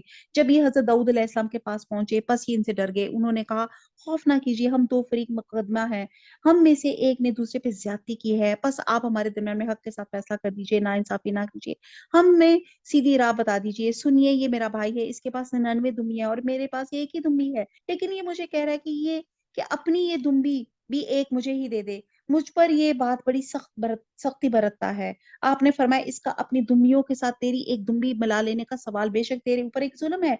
अक्सर हिस्सेदार शरीक ऐसे ही होते हैं, ऐसे एक दूसरे पे जुल्म करते हैं, सिवाय इनके जो ईमान लाए, जिन्होंने नेक अमल किया, और ऐसे लोग बहुत ही कम हैं। हजरत दाऊद अलैहिस्सलाम समझ गए कि हमने इन्हें आजमाया है, फिर तो अपने रब से इस्तगफार करने लगे और आजी करते हुए गिर पड़े और पूरी तरह रुजू किया। बस हमने उनका वो कसूर माफ कर दिया, यकीनन वो हमारे नजदीक बड़े मर्तबे वाले, बहुत अच्छे ठिकाने वाले हैं। अब ये एक जो भी वाकया है, मैं इन शॉर्ट ऐसे ये है कि हजरत दाऊद अलैहिस्सलाम को अल्लाह ताला ने बहुत सी कुव्वतें दे रखी थी, जिस्मानी तो कुव्वत भी थी, जैसे हमने पीछे देखा कि उन्होंने जालूत को मार दिया था। और फिर फिर कहते हैं कि हजरत दाऊद अलैहिस्सलाम को अल्लाह ताला ने कुछ अलहानी भी दे रखी थी। और यहाँ पे जो वाकया है कुछ यूं है कि हजरत दाऊद अलैहिस्सलाम ने एक ऐसा काम करने का इरादा किया जिसका बनी इसराइल के माशरे में आम रवाज था, और इस काम को मायूब नहीं समझा जाता था और लोग बेतकल्लुफ कर लिया करते थे। और लेकिन वो काम एक पैगंबर के शान के मुनाफी था। अल्लाह ताला ने हजरत दाऊद अलैहिस्सलाम को बस्ती के दो नेक आदमियों के जरिए तवज्जो दिलवाई। हजरत दाऊद अलैहिस्सलाम खलवत गाह में बैठे हुए थे, यानी कि अपनी इबादत गाह में, और बस्ती के दो आदमी नेक आदमी दीवार फैला के मेहराब में आए। वो इनको देख के घबरा गए, जाहिर घबरा गए कि दरवाजे से आना था, और ये मेरे बाहर मुहाफिज भी हैं, ये किस तरह जो है फलांग कर आए हैं, एक अनयूजुअल तरीके से आए। और वो घबराए और उन्होंने उन्होंने तसल्ली दी और अपना मुकदमा पेश किया और इंसाफ करने की दरख्वास्त की। हजरत दाऊद अलैहिस्सलाम ने मुकदमे का दुरुस्त फैसला किया और फैसला करते हुए समझ गए कि मेरे रब ने मुझे आजमाया है, अपनी गलती का फौरन एतराफ किया और सजदे में गिर गए। बहरहाल अंबिया मासूम होते हैं।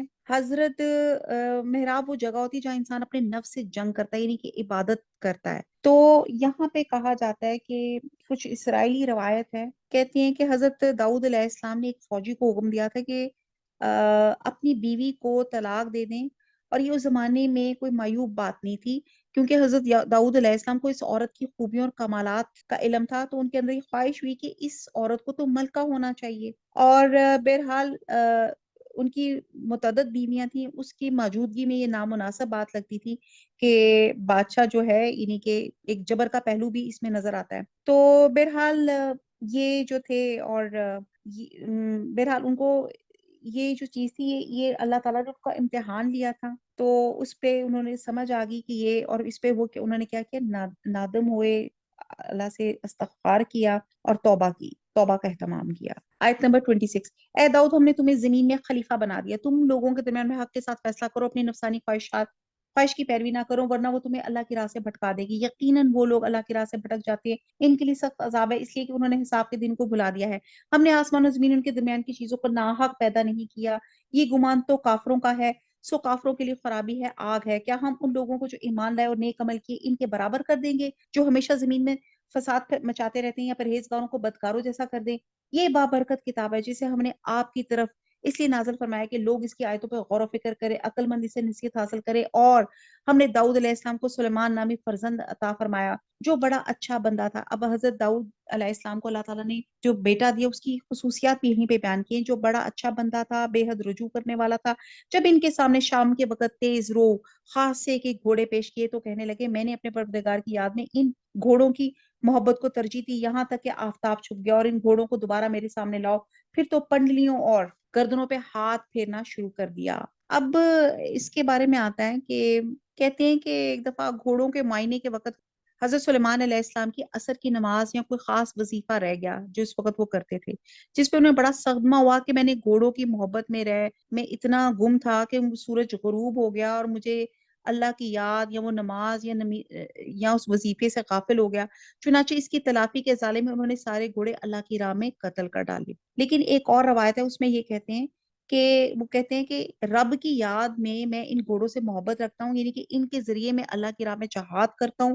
پھر ان گھوڑوں کو دوڑایا حتیٰ کہ وہ نظروں سے اوجھل ہو گئے، انہیں دوبارہ طلب کیا اور پیار اور محبت سے ان کی پنڈلیوں اور گردنوں پہ ہاتھ پھیرنا شروع کر دیا۔ بہرحال یہ کوئی بھی ایک روایت ان میں سے ہو سکتی ہے، ٹھیک۔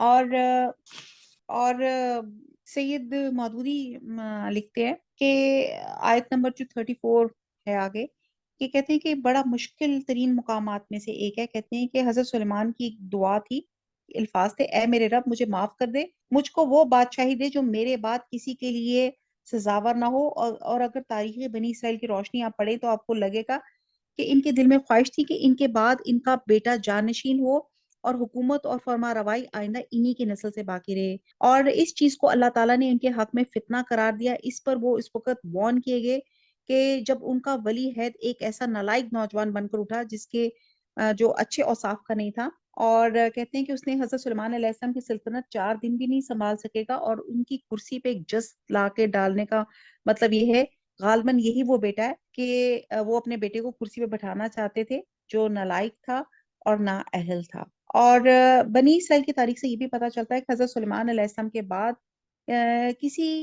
اپنے بعد کسی کی جانشینی کی وصیت کی اور نہ کسی کی اطاعت کے لیے لوگوں کو پابند کیا۔ بہرحال بہت سی اس میں اسرائیلی روایات ہیں، میں ڈیٹیل میں نہیں میں جانا چاہتی۔ آیت نمبر جو ہم 34 پڑھیں اگلے کہ اے میرے رب مجھے بخش دے اور مجھے ایسا ملک عطا فرما جو میرے سوا کسی شخص کے لائق نہ ہو، تو بڑا ہی دینے والا ہے۔ پس ہم نے ہوا کو ان کے ماتحت کر دیا آپ کے حکم سے، جہاں آپ چاہے نرمی سے پہنچا دیتی، طاقتور جنات کو بھی ان کے ماتحت کر دیا، ہر عمارت بنانے والے کو اور غوطہ خور کو اور دوسرے جنات کو بھی جو زنجیروں میں جکڑے رہتے۔ یہ ہے ہمارا عطیہ، اب تو احسان کر یا روک رکھ، کچھ حساب نہیں، ان کے لیے ہمارے پاس تقرب اور بہت اچھا ٹھکانہ ہے۔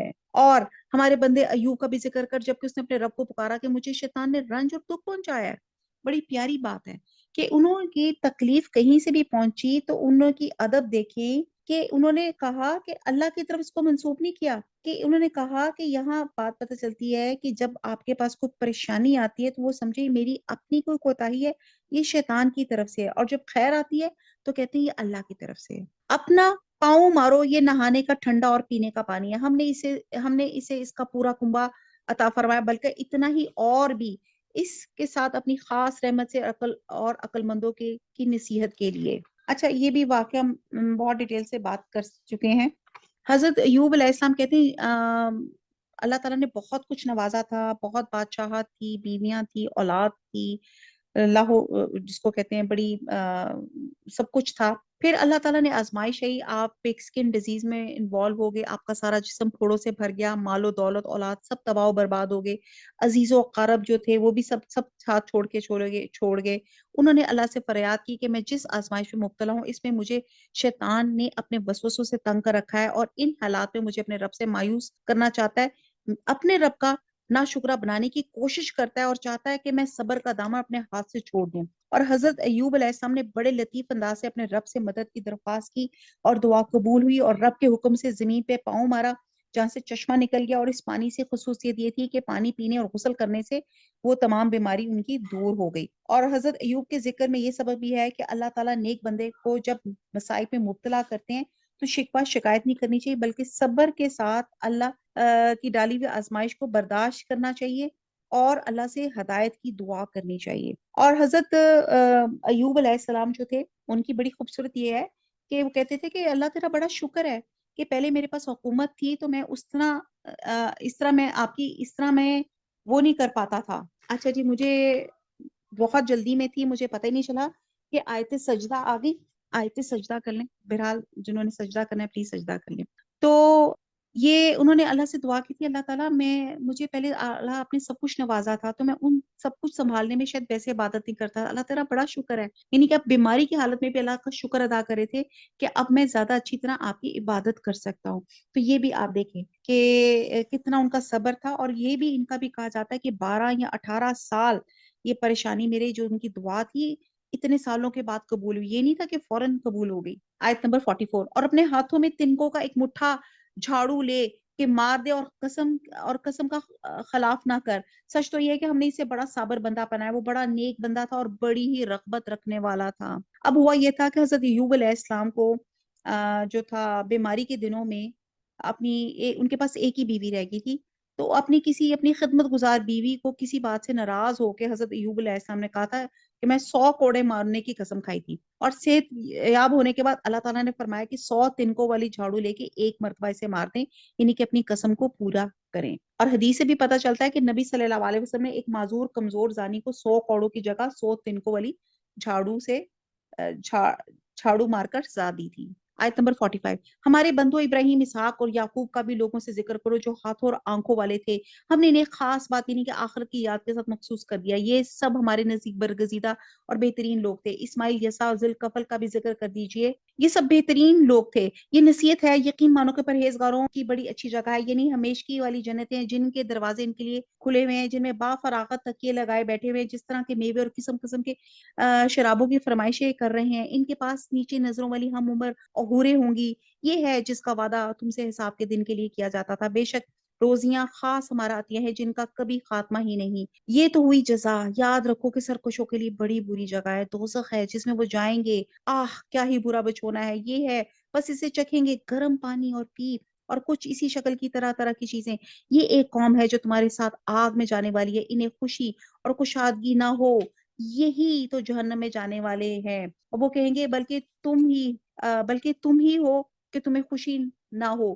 تم ہی نے تو اسے پہلے ہی سے ہمارے سامنے لا رکھا تھا. بس رہنے کی بڑی بری جگہ ہے. وہ کہیں گے اے ہمارے رب، جس نے کفر کی رسم ہمارے لیے پہلے سے نکالی اس کے حق میں جہنم کی دگنی سزا کر دے. یعنی کہ جو غلط چیزوں کا رواج دے گا جو غلط لوگ اس کو فالو کریں گے اتنی ان کو سزا کا حصہ ملے گا. اور جہنمی کہیں گے کیا بات ہے کہ وہ لوگ ہمیں دکھائی نہیں دیتے جنہیں ہم برے لوگوں میں شمار کرتے تھے.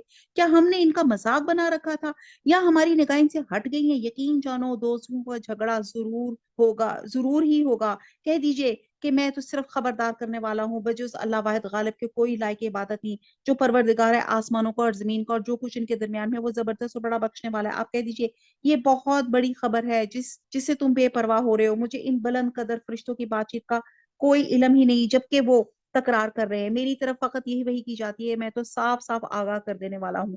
جبکہ آپ کے رب نے فرشتوں سے ارشاد فرمایا کہ میں مٹی سے انسان کو پیدا کرنے والا ہوں. سو جب میں اسے ٹھیک ٹھاک کر لوں، اس میں اپنی روح پھونک دوں، تو تم سب اس کے سامنے سجدے میں گر پڑنا. چنانچہ تمام فرشتوں نے سجدہ کیا مگر ابلیس نے نہ کیا. اس نے تکبر کیا. اب یہ سجدہ تعظیم تھا، سجدہ عبادت نہیں تھا.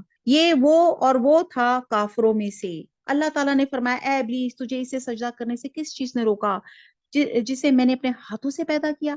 کیا تجھے کچھ گھمنڈ میں آ گیا یا تو بڑے درجوں میں سے ہے؟ اس نے جواب دیا میں اس سے بہتر ہوں. انا خیر من، تو نے مجھے آگ سے بنایا، اسے مٹی سے بنایا. ارشاد ہوا تو یہاں سے نکل جا، تو مردود ہوا اور تجھ پر قیامت کے دن تک میری لعنت پھٹکار ہے. کہنے لگا میرے رب مجھے لوگوں کے اٹھ کھڑے ہونے کے دن تک مہلت دے. اللہ تعالیٰ نے فرمایا تو مہلت والوں میں سے ہے متعین وقت کے دن تک. کہنے لگا پھر تو تیری عزت کی قسم میں ان سب کو یقیناً بہکا دوں گا. یہ چیلنج دیکھیں، بجوز تیرے ان بندوں کے جو چیدہ اور پسندیدہ ہوں. فرمایا سچ تو یہ ہے کہ میں سچ ہی کہا کرتا ہوں کہ تجھ سے اور تیرے تمام ماننے والوں سے میں بھی جہنم کو بھر دوں گا. کہہ دیجئے میں تم سے اس پہ کوئی بدلہ طلب نہیں کرتا، نہ میں تکلف کرنے والوں میں سے ہوں. یہ تو تمام جہان والوں کے لیے سراسر نصیحت اور عبرت ہے. یقیناً تم اس کی حقیقت کو کچھ ہی وقت کے بعد صحیح طور پہ جان لو گے. اب یہاں پہ پتہ یہ چلتا ہے رسول صلی اللہ علیہ وسلم نے مہمان کے لیے تکلف کرنے سے منع فرمایا ہے. اسے معلوم ہوتا ہے لباس میں، خوراک میں، رہائش میں اور ان دیگر معاملات میں جو آج کل ہمارے اسٹینڈرڈ آف لائف جس کو ہم کہہ رہے ہیں اسٹیٹس کہتے ہیں، تو اس میں اللہ تعالیٰ نے کہا سادگی جو ایک حسن ہے اور سادہ رہنا چاہیے۔ سورہ زمر شروع ہوتی ہے، سورہ زمر جو ہے، سورہ زمر ہے، زمر ہے گروہ، جہاں پہ یہ لفظ آئے گا ہم اس پہ ڈیٹیل سے بات کریں گے۔ اعوذ باللہ من الشیطان الرجیم، بسم اللہ الرحمن الرحیم، تنزیل الکتاب من اللہ العزیز الحکیم۔ اس کتاب کو اتارنا اللہ تعالیٰ غالب با حکمت کی طرف سے، یقیناً ہم نے اس کتاب کو آپ کی طرف حق کے ساتھ نازل فرمایا، پس آپ اللہ کی عبادت کریں اسی کے لیے دین کو خالص کرتے ہوئے، خبردار اللہ تعالیٰ ہی کے لیے خالص عبادت کرنا ہے۔ اور جن لوگوں نے اس کے سوا اولیاء بنا رکھے ہیں اور کہتے ہیں ہم ان کی عبادت صرف اس لیے کرتے ہیں کہ یہ بزرگ اللہ کے نزدیکی کے مرتبے تک ہماری رسائی کر دیں گے، یہ لوگ جس بارے میں اختلاف کر رہے ہیں اس کا سچا فیصلہ اللہ خود کرے گا۔ جھوٹے اور ناشکرے لوگوں کو اللہ تعالیٰ راہ نہیں دکھاتا۔ اگر اللہ تعالیٰ کا ارادہ اولاد کا ہی ہوتا تو اپنے مخلوق میں سے جسے چاہتا چن لیتا، لیکن وہ تو پاک ہے، وہی اللہ تعالیٰ ہے یگانہ اور قوت والا، نہایت اچھی تدبیر سے اس نے آسمان اور زمین کو بنایا اور رات کو دن پر اور دن کو رات پہ لپیٹ دیتا ہے، اس نے سورج چاند کو کام پہ لگا رکھا ہے، ہر ایک مقررہ وقت تک چل رہا ہے، یقین مانو کہ وہی زبردست اور گناہوں کو بخشنے والا ہے۔ اس نے تم سب کو ایک ہی جان سے پیدا کیا، حضرت آدم علیہ السلام سے، پھر اسی سے اس کا جوڑا پیدا کیا، حضرت حوا علیہ السلام، اور تمہارے لیے چوپایوں میں سے 8 نر و مادہ اتارے، اور تمہیں تمہاری ماؤں کے پیٹوں میں ایک بناوٹ کے بعد دوسری بناوٹ پہ بناتا ہے، تین تین اندھیروں میں۔ یہی اللہ تعالیٰ تمہارا رب ہے، اسی کے لیے بادشاہ ہے، اس کے سوا کوئی معبود نہیں، پھر تم کہاں بہک رہے ہو؟ یہ جو تین تین لیئرز ہیں نا، اگر آپ نے کسی کا ڈلیوری ہوئی ہے تو آپ دیکھیے گا اپنی رپورٹ میں تو لکھا ہوگا کٹ ان 3 لیئرز، یہ میں نے بھی اپنی رپورٹ میں دیکھتی تھی، یعنی کہ ہمارا جو بیبی ماؤں کے جو پیٹ میں ہوتا ہے وہ 3 لیئرز کے اندر ہوتا ہے۔ اور یہ دیکھیں قرآن، اس سائنس نے بعد میں پروف کیا، اللہ تعالیٰ پہلے ہی بتا رہے ہیں۔ اگر تم ناشکری کرو تو یاد رکھو اللہ تعالیٰ تم سب سے بے نیاز ہے اور اپنے بندوں کی ناشکری سے خوش نہیں۔ اگر تم شکر کرو تو اسے تمہارے لیے پسند کرے گا اور کوئی کسی کا بوجھ نہیں اٹھاتا، پھر تم سب کو لوٹنا تمہارے رب ہی کی طرف سے جنہیں وہ بتلا دے گا اور جو تم کرتے تھے، یقیناً وہ دلوں تک کی باتوں کا واقف ہے۔ انسان کو جب کوئی تکلیف پہنچتی ہے تو وہ خوب رجوع ہو کے اپنے رب کو پکارتا ہے، پھر جب اللہ تعالیٰ اسے اپنی نعمت سے نعمت عطا فرماتا ہے تو اس سے پہلے جو دعا کرتا تھا اسے بالکل بھول جاتا ہے، اللہ تعالیٰ کی شریک مقرر کرنے لگتا ہے، جس سے اوروں کو بھی اس کی راہ سے بہکا دے۔ آپ کہہ دیجئے کہ اپنے کفر کا فائدہ کچھ دن تو اٹھا لو، آخر تو دوستیوں ہونے والا ہے۔ اب یہاں پہ وہی بات ہے کہ جب نعمت ملتی ہے تو اللہ تعالیٰ جب مصیبت ہوتی ہے تو اللہ کو پکارتے ہیں، اور جب مصیبت دور ہو جاتی ہے تو ہم اللہ کو بھول جاتے ہیں۔ آیت نمبر 9، بھلا جو شخص راتوں کے اوقات میں سجدے اور قیام کی حالت میں عبادت میں گزارتا ہے، آخرت سے ڈرتا ہو اور اپنے رب کی رحمت کی امید رکھتا ہو، بتاؤ علم والے اور بے علم والے کیا برابر ہے؟ یقیناً نصیحت وہی حاصل کرتے ہیں جو عقل مند ہوں۔ کہتے ہیں رسول صلی اللہ علیہ وسلم کے پاس ایک شخص کے پاس گئے جبکہ اس پہ سکرات موت کی کیفیت آ رہی تھی۔ آپ نے اسے پوچھا تو اپنے آپ کو کیسا پاتا ہے؟ تو اس نے کہا میں اللہ سے امید رکھتا ہوں اور اپنے گناہوں کی وجہ سے ڈرتا بھی ہوں۔ رسول صلی اللہ علیہ وسلم نے فرمایا اس موقع پہ جس بندے کے دل میں یہ دونوں باتیں جمع ہو جائیں تو اللہ تعالیٰ سے وہ چیز عطا فرما دیتے ہیں جس کی وہ امید رکھتا ہے اور اسے بچا لیتے ہیں جس سے وہ ڈرتا ہے۔ یعنی کہ آخرت کا خوف، آپ نے اللہ کی رحمت، ہمیں خوف بھی ہونا چاہیے اور اللہ کی رحمت کی امید بھی ہے۔ اللہم اجرنا من النار، اللہم انی اسالک جنت الفردوس۔ بتاؤ تو علم والے اور بے علم کیا برابر ہیں؟ یقیناً نصیحت وہی حاصل کرتے ہیں جو عقل مند ہو۔ کہہ دو کہ اے ایمان والو بندو، اپنے رب سے ڈرتے رہو، اس دنیا میں نیکی کرتے ہیں ان کے لیے نیک بدلہ ہے، اللہ تعالیٰ کی زمین بہت کشادہ ہے، صبر کرنے والوں ہی کو ان کا پورا پورا بے شمار اجر دیا جاتا ہے۔ آپ کہہ دیجئے مجھے حکم دیا گیا کہ اللہ تعالیٰ اس طرح عبادت کروں کہ اس کے لیے اس طرح عبادت کروں کہ اسی کے لیے عبادت کو خالص کر لوں، مجھے حکم دیا گیا کہ میں سب سے پہلے فرما بردار بن جاؤں۔ اللہ تعالیٰ ہم سب کو بنا دے۔ کہہ دیجئے مجھے تو اپنے رب کی نافرمانی کرتے ہوئے بڑے دن کے عذاب سے خوف لگتا ہے، کہہ دیجئے میں تو خالص کر کے صرف اپنے رب کی عبادت کرتا ہوں، تم اس کے سوا جس کو چاہو عبادت کرتے رہو۔ کہہ دیجئے حقیقی ضیاءکار وہ ہیں جو اپنے آپ کو اور اپنے اہل کو قیامت کے دن نقصان میں ڈال دیں گے۔ یاد رکھو کہ کھلم کھلا نقصان یہی ہے، انہیں نیچے اوپر سے آگ کے شعلے مسل صاحبان کے ڈھانک رہے ہوں گے، یہی عذاب ہے جن سے اللہ تعالیٰ اپنے بندوں کو ڈرا رہا ہے۔ اے میرے بندوں، پس مجھ سے ڈرتے رہو، اور جن لوگوں نے طاغوت کی عبادت سے پرہیز کیا اور ہماتن اللہ کی طرف متوجہ رہے، خوشخبری کے مستحق ہیں۔ میرے بندوں کو خوشخبری سنا دیجئے جو بات کو کان لگا کر سنتے ہیں، پھر جو بہترین بات ہو اس کا اتباع کرتے ہیں، یہی ہیں جنہیں اللہ تعالیٰ نے ہدایت کی اور یہی عقل مند بھی ہیں۔ بھلا جس شخص پہ عذاب کی بابت ثابت ہو چکی تو کیا آپ اسے جو دوزخ میں ہے چھڑا سکتے ہیں؟ ہاں، وہ لوگ جو اپنے رب سے ڈرتے رہتے ہیں، ان کے لیے بالا خانے، جن کے اوپر بھی بنے ہوئے بالا خانے ہیں اور ان کے نیچے نہریں بہ رہی ہیں۔ رب کا وعدہ ہے اور وعدہ خلافی نہیں کرتا ہے۔ کیا آپ نے نہیں دیکھا کہ اللہ تعالیٰ آسمان سے پانی اتارتا ہے، اسے زمین کے سوتوں میں پہنچاتا ہے، پھر اس کے ذریعے سے مختلف قسم کی کھیتیاں لگاتا ہے، پھر وہ خشک ہو جاتی ہیں، پھر انہیں زرد رنگ دیکھتے ہیں، پھر انہیں ریزہ ریزہ کر دیتا ہے، اور اسی میں عقل مندوں کے لیے بہت سی نشانی ہے۔ کیا وہ شخص آفامن شراحل، کیا وہ شخص جس کا سینہ اللہ تعالیٰ نے اسلام کے لیے کھول دیا ہے، بس وہ اپنے پروردگار کی طرف سے ایک نور پہ ہے، اور ہلاکی ہے ان پر جن کے دل یاد الہی سے اثر نہیں لیتے بلکہ سخت ہو گئے، یہ لوگ سری گمراہی میں ہیں۔ اللہ تعالیٰ ہمیں سب کو شرح صدر فرما دے۔ جو آیات پڑھی ہیں اللہ تعالیٰ ہمارے عملوں میں ڈھال دے۔ اللہ تعالیٰ نے بہترین کلام نازل فرمایا، بے شک یہ ایسی کتاب ہے کہ آپس میں ملتی جلتی اور بار بار دہرائی ہوئی آیتوں کی ہے، جس میں ان لوگوں کے رونگٹے کھڑے ہو جاتے ہیں جو اپنے رب کا خوف رکھتے ہیں، آخر میں ان کے جسم اور دل اللہ کے ذکر کی طرف سے نرم ہو جاتے ہیں۔ یہ ہے اللہ تعالیٰ کی ہدایت، جسے چاہیے دکھاتا ہے، اور جسے اللہ تعالیٰ کی راہ بلا دے اس کا ہادی کوئی نہیں۔